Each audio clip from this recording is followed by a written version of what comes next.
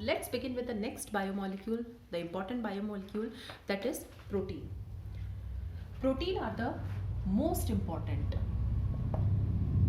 biomolecules because they occur in each and every part of our body and they form the fundamental basis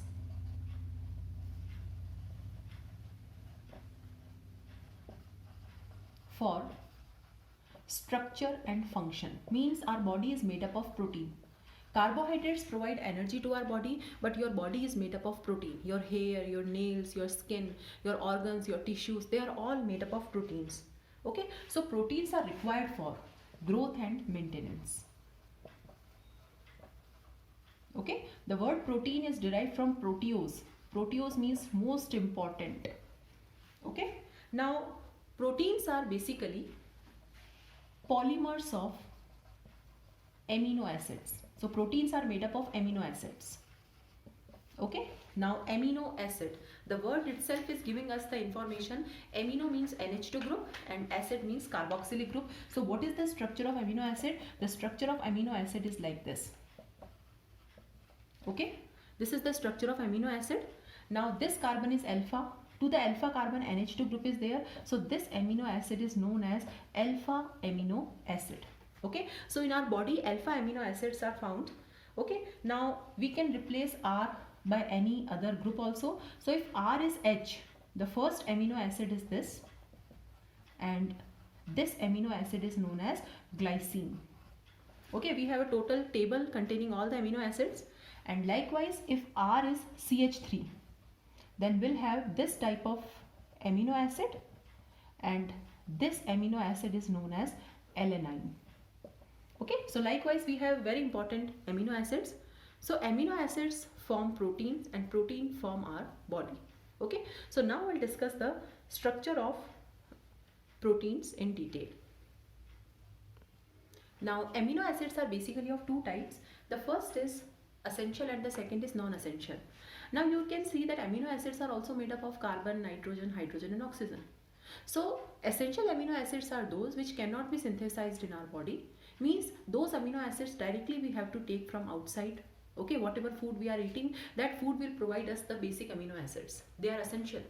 Because if we don't take those essential amino acids, we'll suffer from diseases. While non-essential amino acids are those which our body can synthesize from the food stuff that we are eating. So our body is getting carbon, hydrogen, oxygen, nitrogen, so our body can synthesize. These are non-essential. Okay, we need not to worry about non-essential, because whenever there is deficiency of non-essential amino acids, our body will synthesize it automatically. So we have to take care of our essential amino acids, and we have to take those foodstuffs in our diet which contain essential amino acids. Now what are the properties of amino acids? Amino acids are colorless, crystalline solids. Okay, amino acids are water soluble and these have high melting point. Now in aqueous solution, these exist as Zwitter ions. Okay, so amino acids in our body exist as Zwitter ions. For example, this is the amino acid. So what will happen? Now this is acid, this is base. So amino acid will exist like this. And this structure, which is containing both positive and negative, this is known as Zwitter ion, or it is also known as internal salt structure. Okay, now all the naturally occurring amino acids have L configuration. Okay, so what we can write, suppose this is the structure of amino acid. So I can write like this. Now here the position, or we can say here the D and L configuration is decided by the position of NH2 group. Okay, so this NH2 group, if it is on left side, this is known as L amino acid. So naturally occurring amino acids have NH2 group on the left side of the chiral carbon. This carbon is definitely chiral. Okay, see this structure. So the amino acids have L configuration. Now next is structure of protein. Now proteins are the polymers of alpha amino acids, and proteins have peptide linkage. Now, what is peptide linkage and how it is formed? Okay, so we'll take the example. So amino acids have the linking, sorry, proteins have the linking of amino acids. So suppose this is my first amino acid. Okay, now this is glycine, and this is my second amino acid, and this is alanine. Now these two amino acids will be joined together. How they are joined? OH will be removed from here and H will be removed from here. So there is removal of water molecule and these two amino acids are joined. Okay. Now there is an amide linkage. This type of linkage is known as amide linkage. Now there is amide linkage between the two amino acids, and this amide linkage is known as peptide linkage. Okay. So proteins have peptide linkage. Likewise, we can join the third amino acid also. Likewise, we can join the fourth amino acid also. Okay. And if more than 10 amino acids combine, okay, we get polypeptide. So what is polypeptide? Polypeptide is the structure containing more than 10 amino acids. And if more than 100 amino acids combine, now more than 100 amino acid means the molecular mass should be 10,000 U. Then the resulting structure is known as protein. So there must be clear difference between dipeptide, polypeptide and protein. So what is dipeptide? This structure is known as dipeptide. So what is dipeptide? Dipeptide does not mean that two peptide linkages are there. Dipeptide means two amino acids are joined. The peptide linkage is 1. Likewise, tripeptide means 3 amino acids are linked. How many peptide linkages are there? 2. Okay, so we can understand the structure of protein. So you can see that the amino acids are linked with each other to form the long chains, and such long chains are known as proteins. In our body, in different places, the proteins are of different types. For example, the protein of our hair differ from the protein of our skin, or the protein present in our organs differ from the protein present in our nails. So now we have to discuss the structure of proteins on the basis of the function which they perform or on the basis of their shape. Now, the proteins are divided into two types on the basis of their molecular shape. The first type is fibrous and the second type is globular. The name itself is giving you the hint that there is long, parallel polypeptide chains. Okay, so polypeptide chains run alongside, and these polypeptide chains are held by hydrogen bonds and disulfide bonds. Okay, so we have long polypeptide chains like this.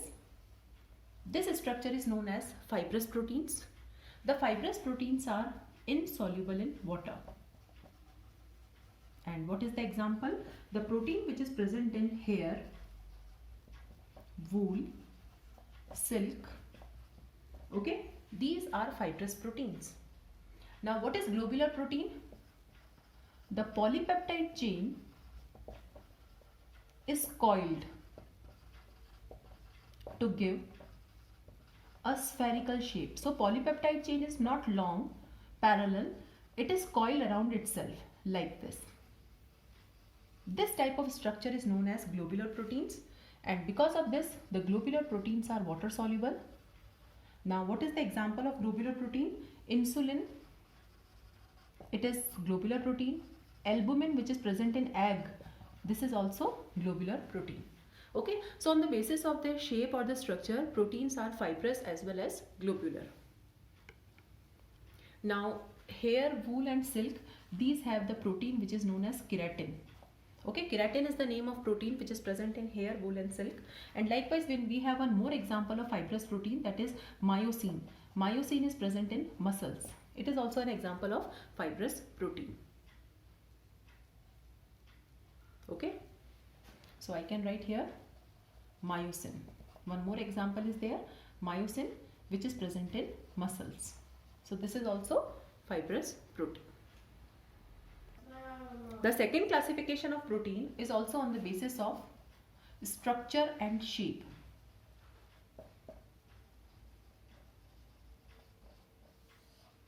Okay.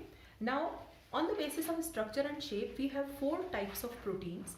The first structure is known as primary structure of protein. Now, primary structure means the sequence in which the amino acids are linked in polypeptide chain. Okay. So primary structure will give you the sequence of amino acids in the polypeptide chain. This is the basic structure of protein. It is present in all the places, means whatever protein we are having at different places, they all have a primary structure. Okay. If the sequence of amino acid is changed, we'll get a different type of protein. Now next comes the next degree, that is secondary structure. Secondary structure means the shape in which the polypeptide chain can exist. Okay, so sequence of, suppose this is the amino acid, so sequence of amino acid is known as primary structure. Now this is my polypeptide chain. So how this polypeptide chain is existing? Okay, what is the shape? So we have two different types. One is alpha helix and second is beta pleated sheet-like structure. Okay, so polypeptide chain can exist in two ways. The first is alpha helical structure. Alpha helical structure is like this. The polypeptide chain is coiled in right-handed manner. Okay, there is coiling of polypeptide chain just like a spring. Okay, now how these coils are maintained? How to make them stable such that there is hydrogen bond between adjacent turns.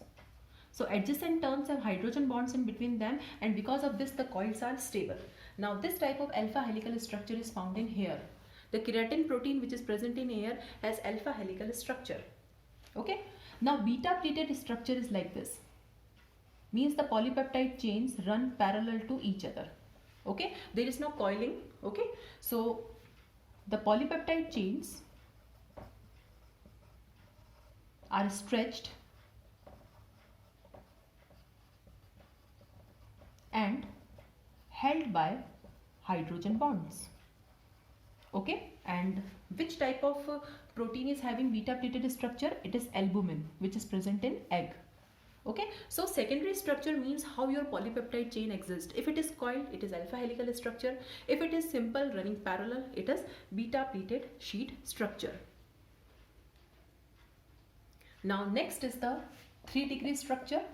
Now what is the meaning of 3-degree structure? 3-degree structure means overall folding of secondary structure. Okay, so secondary structure is coiled again. So we get 3-degree structure. Suppose this is my secondary structure. So secondary structure is further coiled like this. So this is 3-degree structure. And last we have 4-degree or the quaternary structure. Now quaternary structure means spatial arrangement of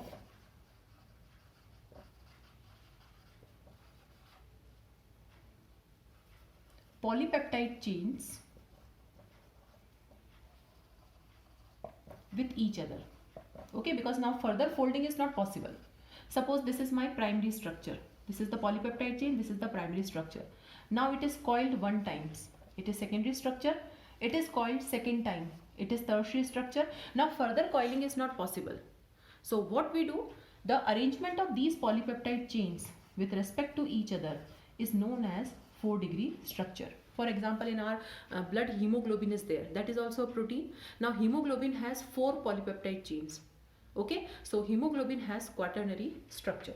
So at different places in our body, proteins have different structure depending upon the function which they are performing. Some proteins have secondary structure, some proteins have tertiary structure, some proteins have quaternary structure. Now next is denaturation of protein. The protein found in biological system has 3D structure and activity. Okay, so proteins which are found in the living organisms have a particular structure and they have a particular activity, means they are functional, and that protein is called native protein. Okay, Now when this protein is heated or it is subjected to change in pH, what will happen? The bonds will break. So when protein is heated or subjected to change in pH or chemicals, the bonds break, and what will happen? The coils will open and protein will lose its biological activity. Loses its biological activity. Now this process is known as denaturation of protein. So because of denaturation, secondary, tertiary and 4-degree structures are destroyed.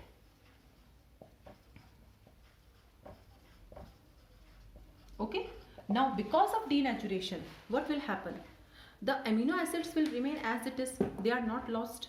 So because of this denaturation, secondary, tertiary and 4-degree structures are destroyed, but 1-degree structure remains. So all the amino acids which are present in a particular protein, they remains even if it is heated or denatured. And what is the example of denaturation of protein? Coagulation of egg albumin. So when egg is boiled, the albumin is coagulated. Okay. The second is curdling of milk. Okay. So whatever protein is there in milk, when it is changed to curd, the amino acids will remain as it is in the curd also. Okay. So this is the another example. This denaturation is quite important from economical point of view. Conversion of milk to paneer or cheese or coagulation of egg albumin. So because of this, the protein will lose its activity. Now it is not functional protein, but the amino acids remain as it is. So whatever benefits we want to get from protein, that will get, even if it is heated or subjected to change in pH. Now the next type of biomolecule is nucleic acid. This is the last type of biomolecule. Okay, nucleic acids, we all know about nucleic acids. These are present in the nucleus of cell. Okay, our body is made up of cell and the nucleus of cell has nucleic acids. Okay, nucleic acids are of two types. The first type is DNA and the second type is RNA. DNA is known as deoxyribose nucleic acid and RNA is known as ribose nucleic acid. Okay, both the types of nucleic acids have different functions. Now nucleic acids are polymers of nucleotides. Means nucleic acids are made up of nucleotides. So in order to understand the structure of nucleic acids, we must know about nucleotides. What are nucleotides? Okay, so we have two types of nucleic acids. First is DNA and second is RNA. Now DNA is made up of a pentose sugar. Pentose means 5-carbon sugar, which is known as deoxyribose. RNA is also made up of pentose sugar, but that sugar is known as ribose. Okay. The second is we have phosphoric acid in DNA. So this is the next component of DNA. Likewise, we have phosphoric acid here also in RNA. And the last is we have nitrogen bases. Now nitrogen bases are the organic compounds containing nitrogen. Nitrogen bases are basically cyclic compounds which contain nitrogen. So there are nitrogen bases in DNA also and there are nitrogen bases in RNA also. Now which nitrogen bases are present in DNA and which nitrogen bases are present in RNA, that we are going to discuss. Now DNA has 4 nitrogen bases, that is adenine, guanine, cytosine and thymine. RNA also has the 4 nitrogen bases. So RNA also has adenine, guanine, cytosine and instead of thymine it has uracil.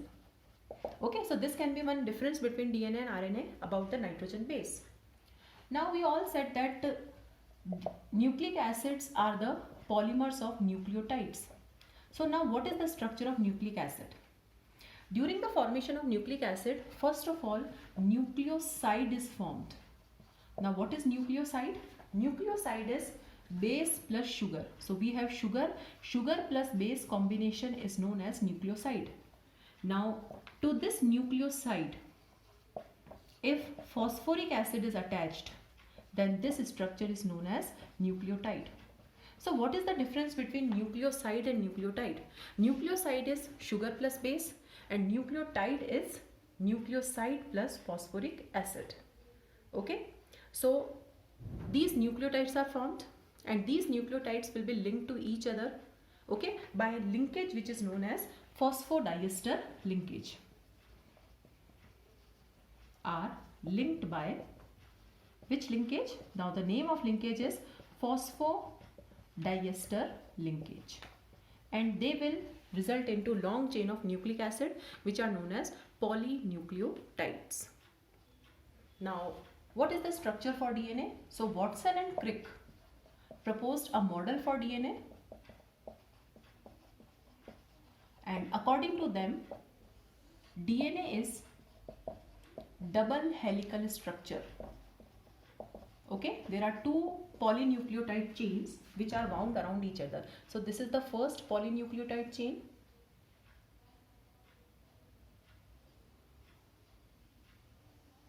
and this is the second polynucleotide chain.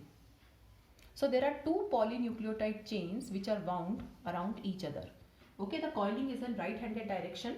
Okay, so two polynucleotide chains are there. Now these polynucleotide chains are held with hydrogen bonds. Okay, so the chains are held by hydrogen bonds between nitrogen bases, such that adenine always bonds with thymine and guanine always bonds with cytosine. So if the first polynucleotide chain has adenine, it will always pair with thymine. If the first has guanine, it will always pair with cytosine. So the two strands are complementary. So what we can say, the two DNA strands are complementary. Now what is the meaning of complementary? Because if we know the nitrogen base sequence on one strand, we can find out the base sequence on another strand. If one strand has thymine, so just opposite to thymine it should be adenine only. Otherwise pairing is not possible. Adenine and thymine are bonded by double hydrogen bonds and guanine and cytosine are bonded by triple hydrogen bonds. Okay, so this is how your two DNA strands are complementary. Okay, so this is Watson and Crick model for DNA.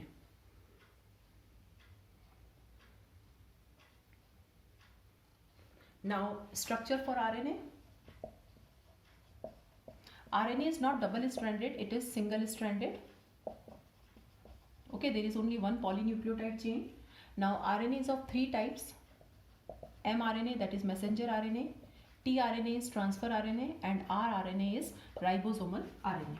Okay, now what are the functions of nucleic acids? Let's discuss. First, DNA is responsible for maintaining the heredity from one generation to another. Okay. Second, RNA is involved in protein synthesis. Okay. So RNA is basically responsible for protein synthesis while DNA controls the hereditary characters. Okay. Now there is one important thing that is known as DNA fingerprinting.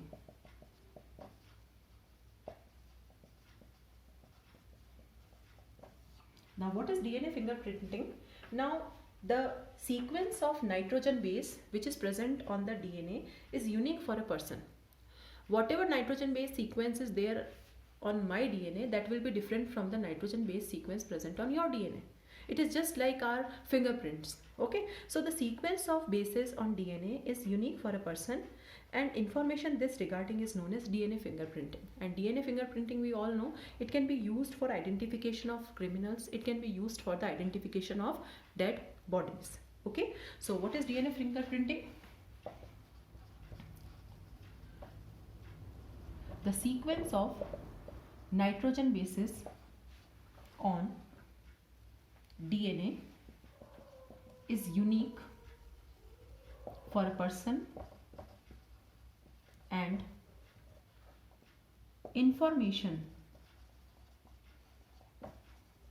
regarding this is called DNA fingerprinting. Okay, so this is all about nucleic acid.